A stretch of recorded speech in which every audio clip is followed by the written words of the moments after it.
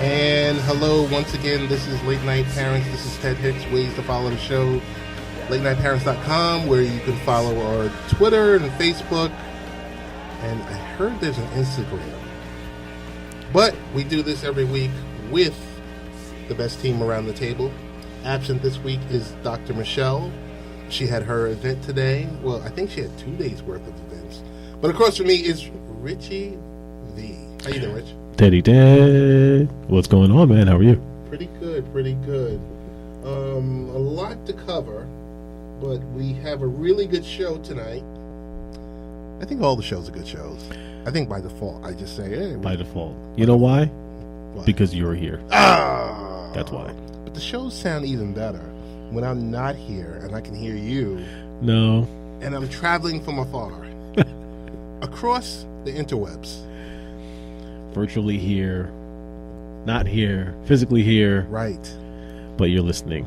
And hopefully so are many other people. We hope. We hope. But, so where do we get started? The good Dr. Michele had her event today at the Marriott Long Island to relaunch her website and her book. We wish her the very best. I'm sure we'll hear about it next week. Along with that, I want to ask you one question. Ask away. Is your bracket busted? My bracket is busted by default because I'm not in any brackets. Okay.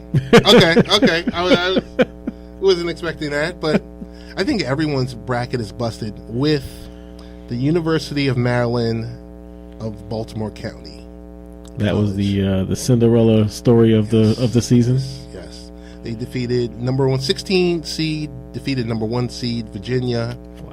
And the internet exploded. Twitter itself exploded. Doesn't something like this happen every year though? There's someone, and it's bound to happen. Some number 1 and number 2 gets taken out by some number 15 or number 16, and everyone's crying. It's true. But the person, I'll just leave it at this. The person that won the internet on Friday night was whomever that was running UMBC's Twitter account. They were going nuts and they were having fun with it. Good. That's what they should do. Because, I mean, I think, who was it? Jay Billis from ESPN was like, I have my Sharpie in hand and I'm going to say Virginia's going to win this one before the game even started. Wow. So, of course, they had a great time. And you know, the funny thing is, Rich, no one cares about no one cares about college basketball until March Madness. Right. Then everyone that's disconnected is connected in. I guess that's a good thing. I guess so, but I mean, let's face it, it all ends up being about the money, about the brackets. That's all the people care about. Let me get my boxes, make my brackets, see who wins. But you know what? There's nothing wrong with that. It does increase viewership. It does. So it's good for the schools. It's good for the players in the long run. So why not? I mean, I would guess that is definitely good for the players. That is good for the players. I will say this much, that the networks that are on that are airing it between Turner Sports and between CBS. Right.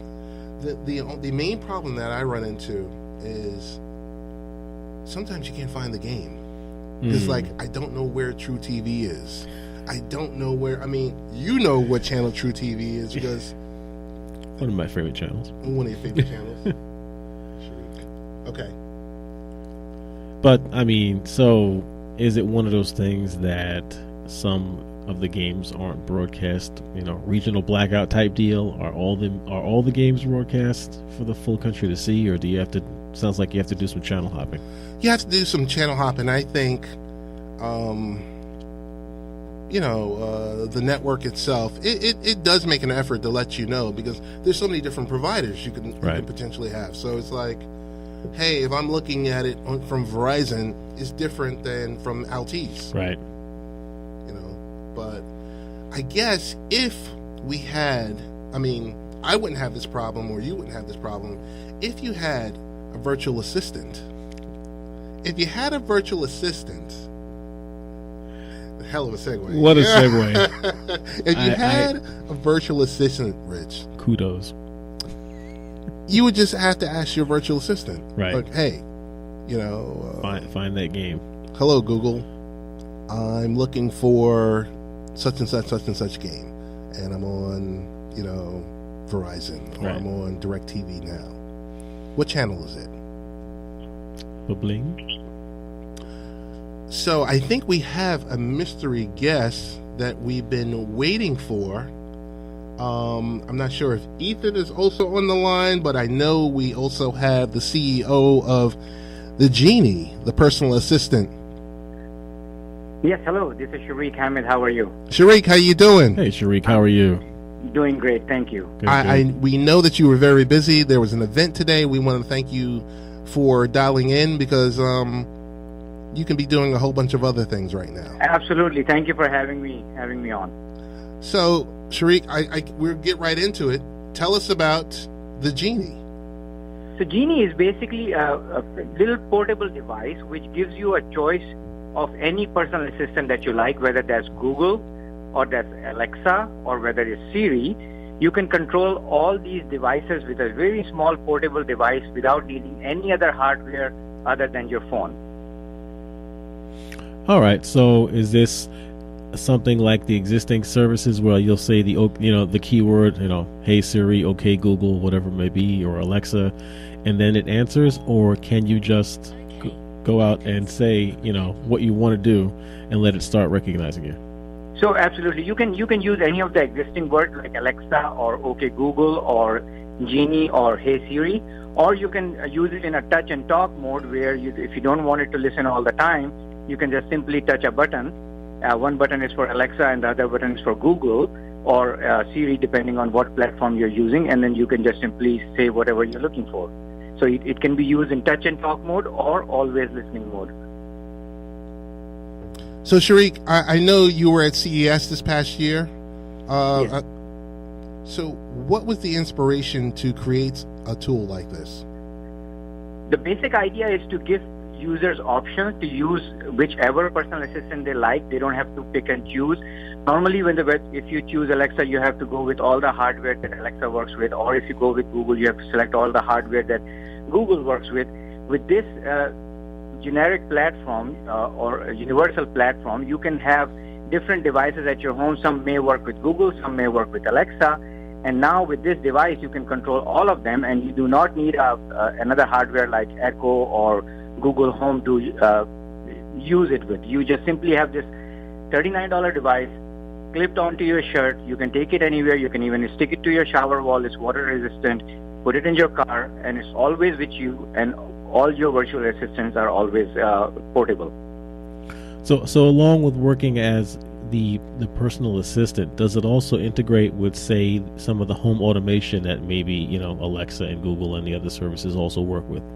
Yes, so it is just like using Alexa. For example, if you have a home lock, August, which works with Alexa, all you have to do is say, Alexa, unlock the front door. Or any lights which say work with your Siri, or if you work with your Google, you just say, hey Google, turn on the living room lights. So all the devices that today integrates with any of these platforms, you can use it with. This is basically just a gateway for you to get to that device. Got it. If Alexa works with 1,000 devices, you can use all those 1,000 devices with this as well. Got it. So, Sharik, tell me this much.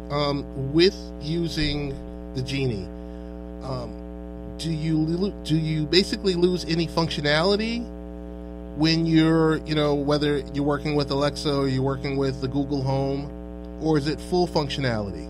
It's 100% full functionality. You get everything that you get with Alexa. You get everything that you get with Google. On top of that, you can even make phone calls. It can read notifications to you. So you actually gain additional features, but you do not lose any of the Alexa or Google functionality. So I guess the big question right here is, when's it going to be available? So we are taking pre-orders right now through HelloGenie.com and on Kickstarter, and we are looking to ship the first batch in May. Okay. which is only 2 months away. That's true. All right. I will say, after this product is developed, what else do you have in mind for this product? Is there like a phase 2, phase 3? We are already working on a second form factor of this. We actually are here in New York at a vision show where we just showcased our new glasses. Our glass, it is coming in a glass form factor where people can use it with prescription lens glasses or sunglasses. And instead of wearing something on your hand or having something clip onto your shirt, it works with your glasses. So you go outside and you can say, hey, Alexa, give me directions. And there's a speaker right next to your ear, which is giving you private directions to wherever you need to go. It's pretty slick. That is. So you get the privacy of having your personal assistant, but no one else really has to know you're using it. That is correct. And you can be listening to music as well. You can also make phone calls, all private without holding, and it's hands-free. So you do not need to take your phone out of the pocket.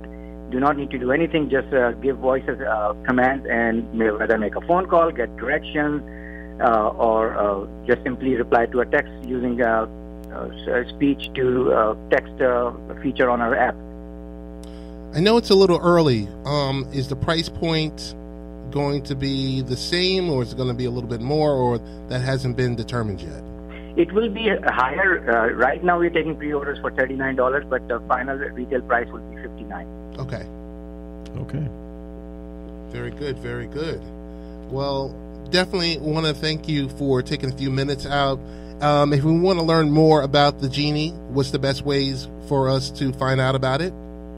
Go to hellogenie.com, and Genie is spelled Jinni. So hellojinni.com. Sharik, want to say thank you. Thank you, Sharik. Thank you. Good luck with the product, and looking forward to see it when it comes out. Thank you. All right. Take care. That sounds pretty interesting. It does. I know we were watching the video a few days ago, and I kind of felt like Tony Stark with Jarvis. Right. Yeah, I like the sound of the glasses thing. Yes. Having the speaker right there, no one to hear you. That's smooth. You can still do your requests. So, I'm looking forward to seeing that when it comes out. That's smooth. Hey, there was some news that came out this week. I want to get your take on it because we have a lot of similarities with you and myself. What are your thoughts about Toys R Us? That's depressing.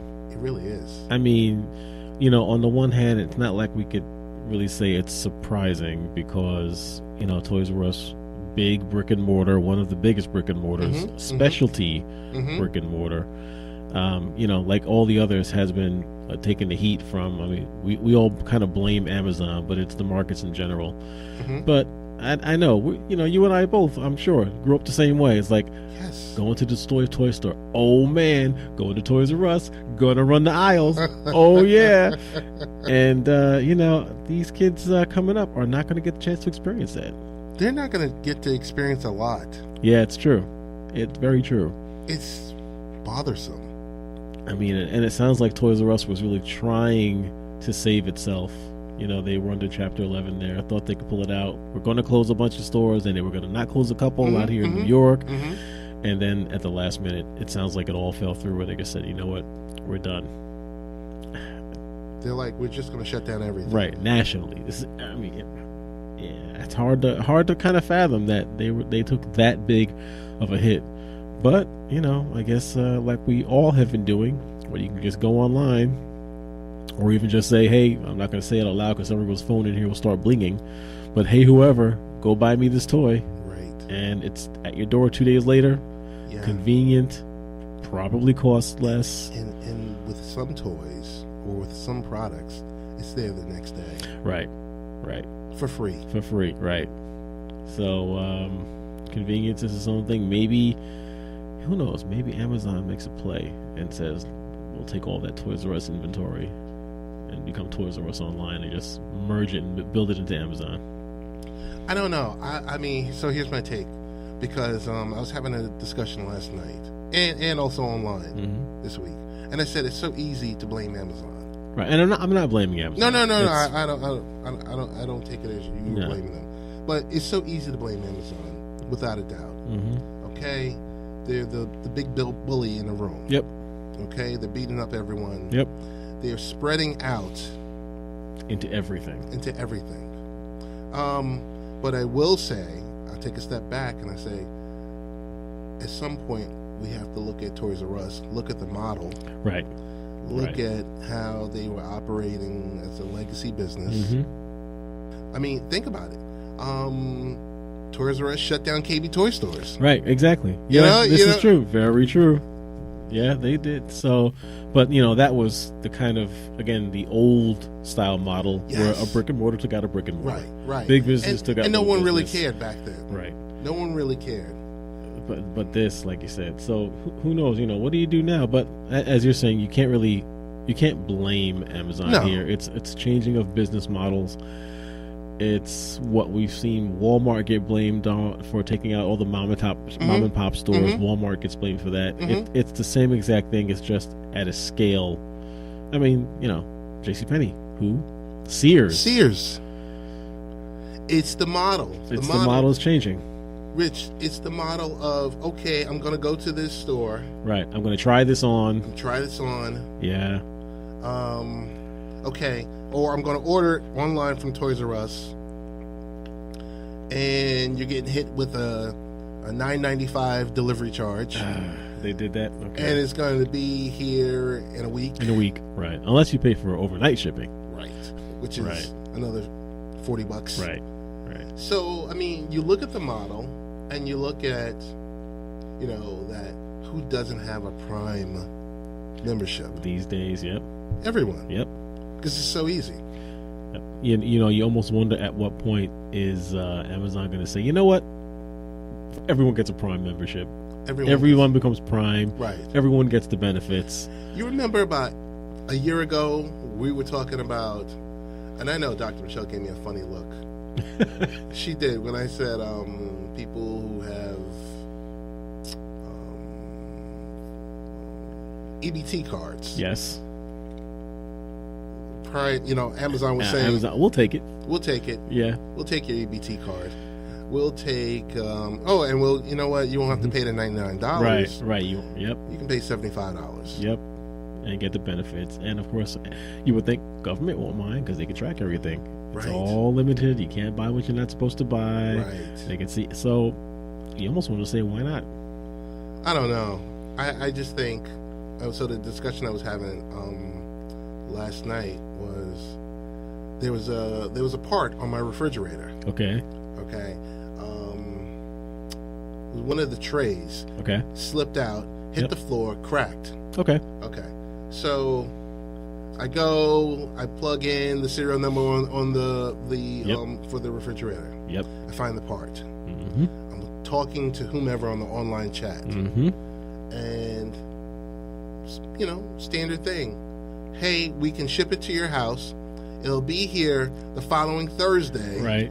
And it's going to be $10 for, but you got to get creative with some of these legacy type stores. I said, no, you ship it to the Sears at this location. And I'll go pick it up. Right. Just to save $10. Right. Or you go online with the part number and you find it and have it shipped to your house in 2 days for free. For free. Without saying the name. Right. Well, there's a number of places you can go to. But I mean, I take that, and then the other piece of it is, so with the refrigerator need, water filters. Oh, okay. And the air filter, right? Okay.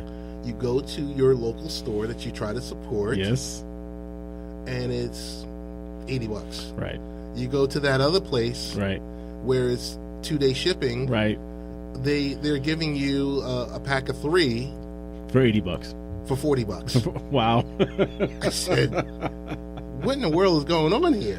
And it's not even like you could say, and I'm not going to pay. You're going to pay the sales tax either way. Yes, you're going to pay the sales tax. That's not even the factor like it used to be. I don't know, Rich, but it bothers me. But because you think about it, Toys R Us is part of part of our youth. Yes, it was. I mean, as soon as you hear the name Toys R Us, I'm sure that song starts going off in your head. You're right. It was a part of our childhood.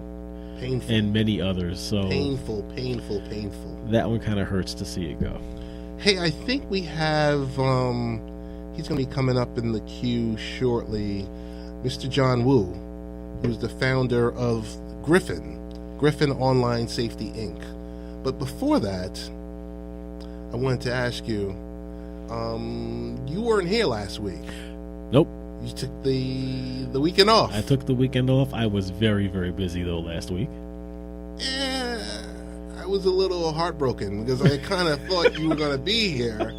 But I also heard there was something happening in your world.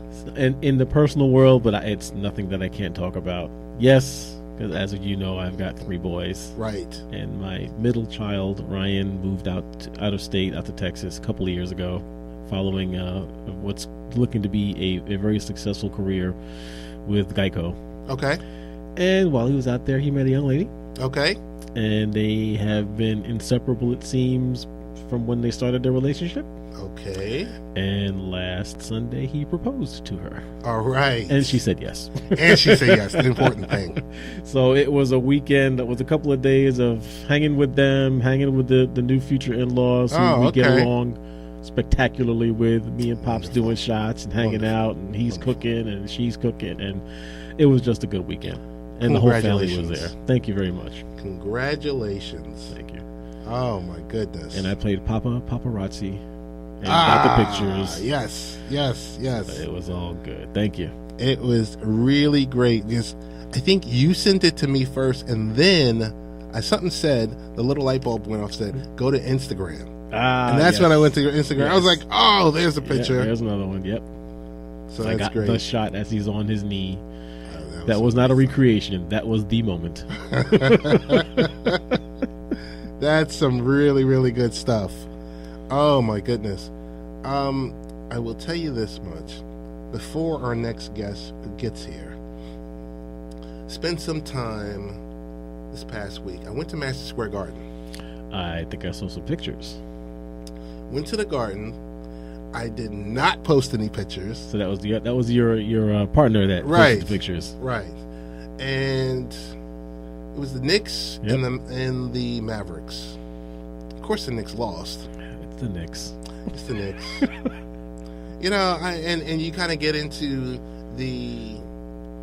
and I don't want to drop this on you, Rich. Go ahead. It gets into developing your young players versus tanking. See, it always seems like the Knicks are in development mode. Okay. No, seriously though, it does. It always seems like they're trying to rebuild the team. Right. You know, the last time, and again, not being the huge big sports fan, but the last time I can remember the Knicks having a solid team that were contenders was like 2000. You know, I'm going back to when Jordan was playing. Yes. When it was Starks and Ewing and the whole. That was the last time they had a real cohesive team. I think there was one year with Carmelo and Amari. Okay, it was 1 year. Yeah, okay. That was just one. I mean, there was a lot of dysfunction. Right. But there was 1 year where I think they won like 52 to 54 games. Okay. But it kind of got into that. But it really doesn't matter at Madison Square Garden. They're still going to charge the same amount for the beers and the hot dogs. And I think I go into this shtick whenever. It's a deserved shtick. You know, because you're sitting there and you... As I drink my, what would be a $10 water. Right. Madison Square Garden, right there, that water would cost you $10. Yes. If you wanted the beer, $16. And if you wanted that hot dog, $11. If you wanted sauerkraut on it. If you want. Okay? But you're sitting there and you're watching tanking. Right. Versus, we're trying to develop our young players. And I'm like, is there really a difference? Or is it a scheme just to get like first round draft picks next year that you're going to trade away for 3 up and coming more youth to I don't know. I don't know. But it was a very, very interesting time. I want to thank our friends at Spectrum. But it was a packed house. It's a packed house every night there. New York loves the Knicks. New York loves the Knicks. You're sitting here saying this team won't win 30 games. Right. And they sell out every night. Right. and the celebrities were there. Right. You know, it's just like, oh my god, it's New York. It's why every player still wants to come here, regardless. It's true. It's true. You know, you play in New York. You're not here just for a winning or a losing team. You're here for New York. You're here for the fans. You're here to be part of the experience. And maybe you win a couple of games. Oh my goodness! As we wait for our segment 3 guest, this is Late Night Parents with Rich and Ted. Best ways to follow the show is latenightparents.com. But I had wanted to also mention to you, not many people get to witness this. Uh-oh. I got to become, for just one evening alone, at the Malwarebytes event, I got to be being Rich Valdez.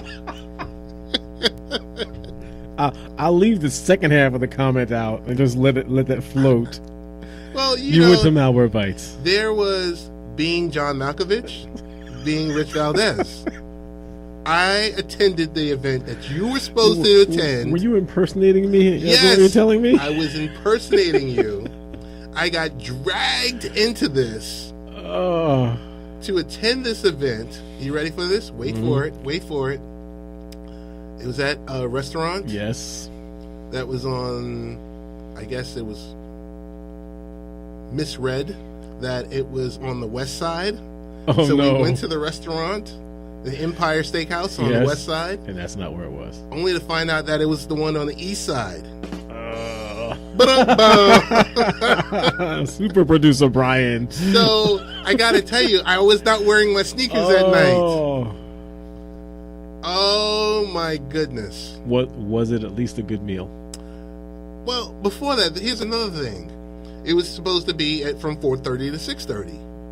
But we get there. The event starts at 6:30. Well, that's good though. So you weren't late. Oh no, we weren't late, but we missed the March Madness. Yeah. Thanks to our good friends at Valdez. But I got to be Richard C. Valdez for one evening. Well, did they treat you well? Oh, they treated us really, really well. I got to tell you, Malwarebytes does it really, really good. They should. Oh my goodness, it was a regional New York user group. Yep. And this was the first one, I think. It was the first one, and the founder was there. Really? Yes. He gave his pastoral emphasis on, starting the company at 14 years old. Mm-hmm. Oh, wow. I didn't know that. A very young man. But I got to tell you, since we're talking about Malwarebytes and we're talking about internet security, it's none other than this is a great time to welcome our guest, Mr. John Wu, the founder and CEO of Gryphon Online Safety Incorporated. Sir, how are you doing? Good. How are you guys doing? Good, thanks. Thanks for having me. Thanks for joining us. Thanks for joining us. As we say to most of our guests, you could be anywhere, and you're here with us. So we would love to speak with you about the Gryphon, and then also talk about some tips for parents for protecting their privacy and overall identity. So tell us about the Gryphon. Sure. So Gryphon is basically a parental control Wi-Fi router, and part of the reason that I started the company is because I have 2 daughters, and a couple of years ago, one of my younger daughter, who was 9 at the time, she was looking up something about princesses online, and she was doing an image search, and a bunch of inappropriate images came up.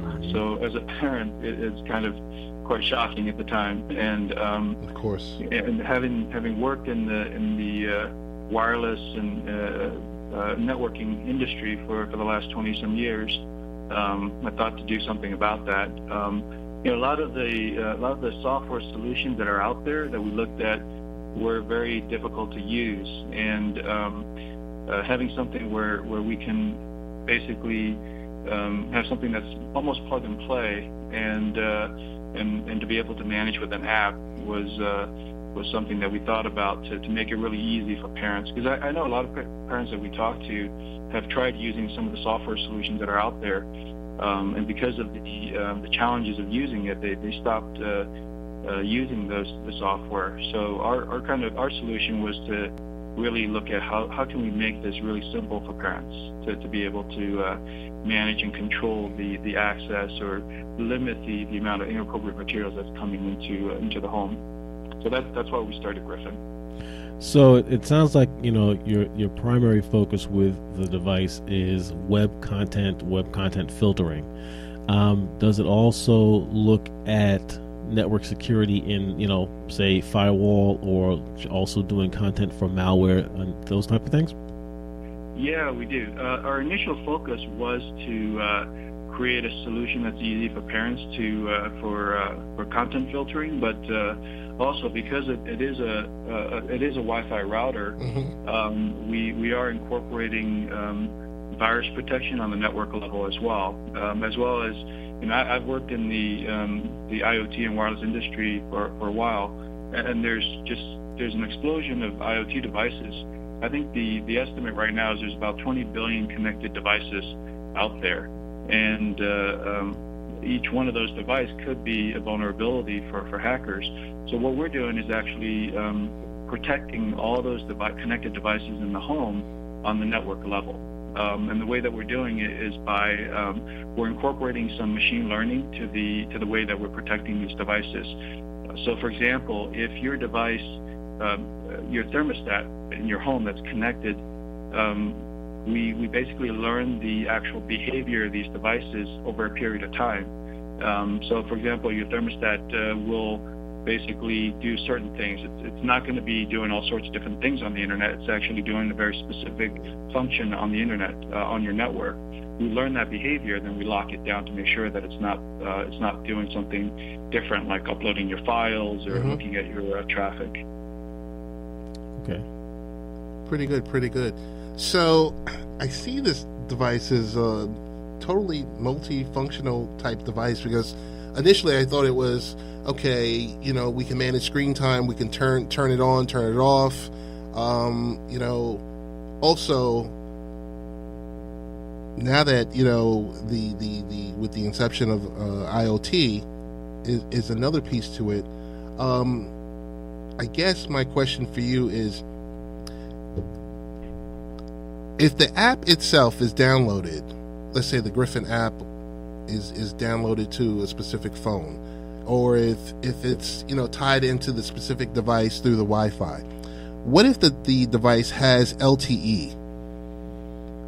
Is the Gryphon still able to control that device, or once it goes off the local wireless network, is it still active? Is it still effective? Is it to the point where the Gryphon is looking at the device's MAC address or something like that? So how are you dealing with that? Because most of our kids, they're pretty swift, and if they know their phones are being monitored or their devices being monitored, and if they do have LTE, they would be swift enough to say, let me turn off the Wi-Fi and let me use my data plan. Right. That's a great question. Right now, we're actually working on a feature called Always Home, and what that is basically exactly to address the question that you had.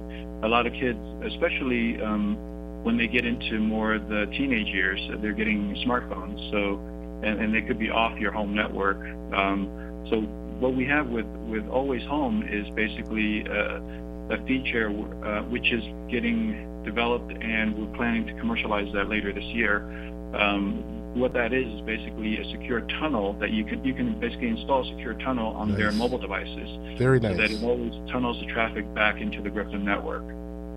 So for the parents, they would still be wherever they go, whether they're at Starbucks or at their friend's house, it'll still be seen as being on the home network. That's perfect. Yeah, that is, and that sounds like that'll also provide that extra layer of security for whatever they may be browsing, whatever they may be entering into the web page, because I'm assuming, of course, that'll be a secure connection, secure socket through the home network. Yep. Yeah. So you get a personal VPN along with the device, basically. That's good. Right. Yep. John, I will tell you this much: you won me on this conversation on that feature alone. Good. We got to get that rolled out quicker. Man. Yeah, Yes. definitely. Because, like I said, our kids nowadays they're so smart. They're so Yeah. smart. And I will mention this also.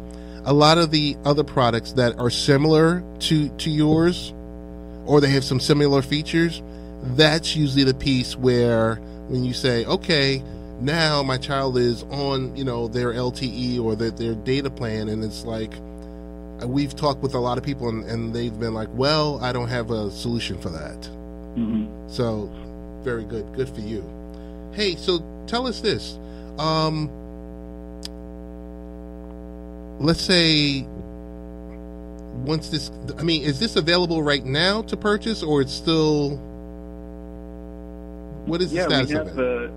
it's available for purchase on our website. Okay. Gryphon Connect.com, or you can look it up on Amazon. I think we have some available now on Amazon, and it's going to be in full Amazon in the next week or so. Oh, okay. Great.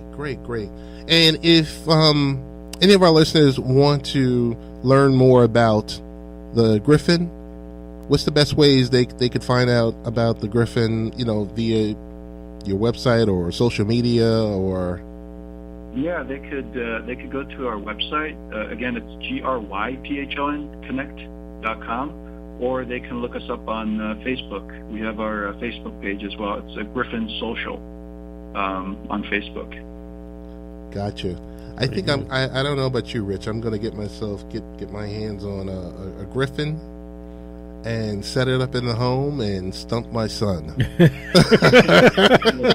So you can get that look like Dad. Dad? Why isn't it working, Dad? Because, John, I got to tell you this much. When I tell him nowadays, okay, enough with the Xbox, or hey, you gotta,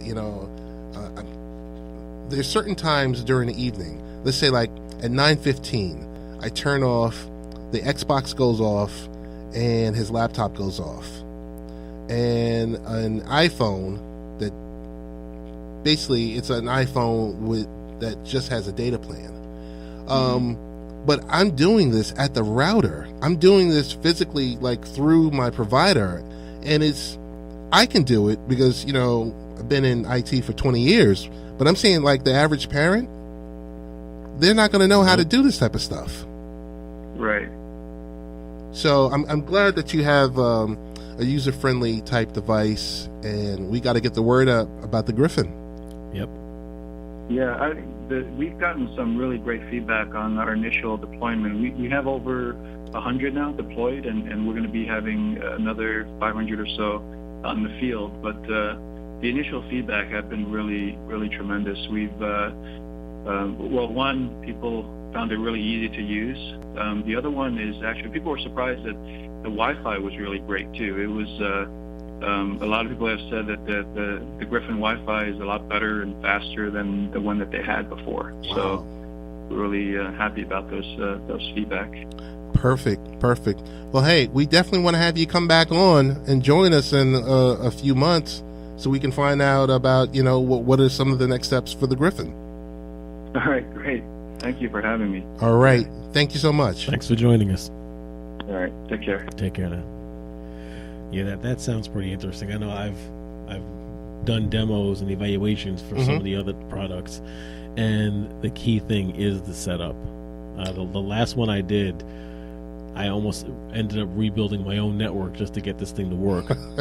And partially due to documentation, partially due to just the way they implemented the tool. Sounds very similar to what Gryphon is doing. But Gryphon also does sound like they are focused on, for the filtering and for parental controls. That's what they sound like. This other device was, overall network security and parental controls, things like that, with an app and everything else. But it also they didn't even think about covering what you've highlighted. What about my device that's not even on the Wi-Fi anymore? Correct. I mean, that's a good one. That's a big one. Right there. That's. Yep. And it makes sense. Just make a tunnel, make a VPN, and everything goes back through there and kill two birds with one stone. You would think. You would think, like, what I like about the product is, okay, I can manage your screen time. Okay, I can do this. Right. Okay, I can do that. Mm-hmm. So, I mean, because I've dealt with people who just, hey, my invention just does screen time. Right. My invention just does this. Web time. Right. And just overall, it sounds like something that's, you know, it's worth the amount. I mean, that's what we didn't ask him. What's the retail price? Oh, $199. All right, that sounds like it's fair, considering $199. it's you know, it's really Wi-Fi router. It's everything in one device. So Right. all right, that doesn't sound too bad. Any thoughts on Stephen Hawking? You know, rest in peace. He was, you know, as I've seen written, and I guess it is true, he was the Albert Einstein of our generation. Mm-hmm. You know, he's Mr. Physics. A lot of what we see in science fiction now and what we hear about were based on his theories, his studies. You know, it's just kind of a shame. You wonder what the man would have been able to do if he hadn't been locked in that body. That's true. Working with ALS, you know. That's true. I mean, he did live, you know, what, 30, 40 years longer than they expected him to with the disease. Upwards of 50 years longer. I mean, wow. You know, it's a loss for, you know, that's one of those losses to humanity kind of deals. I think he's only dead in this universe.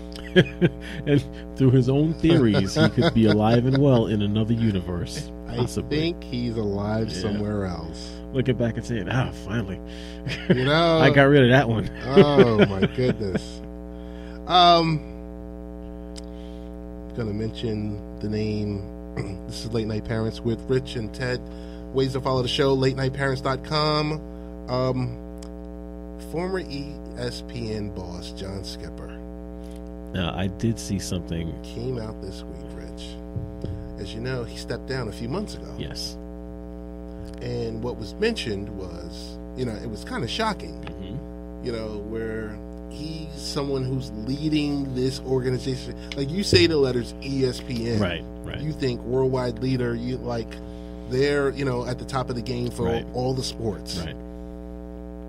And when he stepped aside. So he was already like a board member, and he was also this, and he was also the president. He was also like a senior VP at Disney, you know, pretty big role. Right, big deal. Big deal. He stepped aside and said, because he had issues with cocaine. He took it one step further this week and was like, the cocaine dealer that he was, I guess, buying the drugs from, was trying to extort him. And he said he stepped aside because he had put the company in an untenable situation. He did the right thing. He did the right thing. You know, I didn't believe it at first. I didn't believe, like, when the story first came out, I was like, nah, that's not the case. It's something else. Which I wonder if that also means the attempted extorter has been busted. I hope so. You know, because you wouldn't, it's one of two things. Either that happened, and, you know, there was the investigation behind the scenes, which we'll never know about, don't need to know about. Or he called his bluff and said, you know what, I'll just jump ahead of it. Because once you put it out there, that the other person loses the strength, loses the control in the situation. So you say, you're going to extort me? I call you extortion, and I raise you one. I say it first. Wow. That's some heavy stuff. But now he says he wants to come back, right? Or something to that effect. That's what I thought I read, that he's looking to maybe come back in. Well, I just know, I don't think the story is fully written with him. Yeah, well, that makes sense too. I don't think the story is fully written. Right. Like, it's different when you can say, okay, it's a closed chapter, that's it, boom. Right. This guy's too smart. And he's young still. Right. You know, comparatively speaking. Right. I don't know. But outside of that, Amazon will give you, I mean, we it seems like we only talk about Amazon. We don't talk about Apple and Google and Facebook. Amazon sponsorship here. We do. We do. They will give away free games every month with Twitch Prime. Twitch Prime now. See, now I'm a Twitch subscriber. I am. I've never paid for it, but I am a member. Rephrase that. I'm not a subscriber. I'm a member. probably just not the right generation for it. But Twitch Prime. So what is it going to be?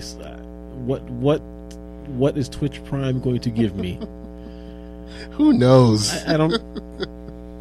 I'm missing that one. You know, it's that's what they're offering. I mean, but then again, you know what? I guess that's a way for them to be able to provide advertising and collect revenue from those hardcore gamers and Twitch broadcasters out there, the gaming broadcasters. All right, so there's a model there, I guess. I just know this much. 2 weeks ago, I went to that Esports Activate event, and when they sit there and tell you it's a $1 billion industry, gaming, it's the demographic, yes, that no one has been able to, because the millennials, right. Everyone's chasing the millennials, right? We sit there, we beat on the millennials all day long, talking about, oh my God, they're lazy. That's snowflakes, you know. Or you hear HRC talking about, yeah, but such and such is in their parents' basement, right? And you're like, okay, was she wrong? Was she not wrong? I mean, you're sitting there thinking, maybe not. But Amazon's smart, because that Twitch, that esports, that competitive gaming, right? 66% of it are millennial males. Sure. Lots of money. Lots of money. I mean, everyone's got an Xbox these days. Everyone's got a PlayStation 4. All the games are online. It is the full competitive thing. There's the esports leagues, yes, that are international. I mean, forget about the United States. The esports in Korea and Japan, huge markets for this. Yes, I mean, these guys are treated like rock stars almost in those teams. So there's lots of money to be made out there doing this. Totally. And the broadcasting of it, again, using Twitch or whatever the case may be. I mean, I've gone to Twitch streams to view. Correct. And it's great. I've streamed on Twitch. It's no problem. So I guess you find a way to monetize it, make it a market, make it viable, and go for it.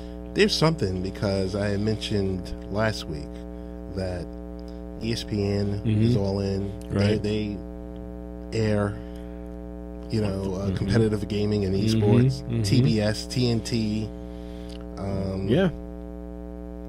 People are definitely in. Apple Music hit 38 million subscribers. It was up 2 million in a month. I do subscribe to Apple Music. I don't. You seem like a Spotify person. I was a Spotify subscriber for a while. Then I dropped that, but yeah, I am. I was. I do the family plan for Apple Music. I guess it's nice, because you don't have to go and you know the problem that we always used to have. You're like, oh, I want to hear such and such song. Hey, I want to build this playlist. Hey, I want to do this. You can do it. You can do it. Yeah. You can do it. Still kind of let down by the fact that they really haven't built the product like they should have. Now, so what do you think the product needs? Well, or is that too broad a question? No, I think the product itself, yes, music for one. So the library isn't. Oh no, the library is great. Okay. I think where they should focus more is on original content. Okay. And make more content available in there. Okay. Give it more of yes, we know we can pull every song because you've purchased or you have the licensing for every song out there, and or artist. But for the original content, they started with a couple of the shows like Battle of the Apps and the Carpool Karaoke and stuff. Okay. But after that, because that's kind of like bubblegum. Right. You know, what else is going to be there? Something substantive. Something. Okay. Something. And that's where I think, because the whole Apple Music, they basically took the guts of Beats Music, of their which was theirs anyway. Right. Ripped it out. Yep. Integrated it into Apple Music, and I just think it's great. I just think there could be more. Okay. And I think with the money that company has, they should be able to do something with it. It's the content. Okay. It's the content. So you should. It's not going to be a Netflix experience, Right. but it should be something that's on its way up, or Netflix maybe year one. So it sounds like what you're really saying is you want it to go beyond being Apple Music. Yes. And can't call it Apple. Well, okay, we'll say Apple Video.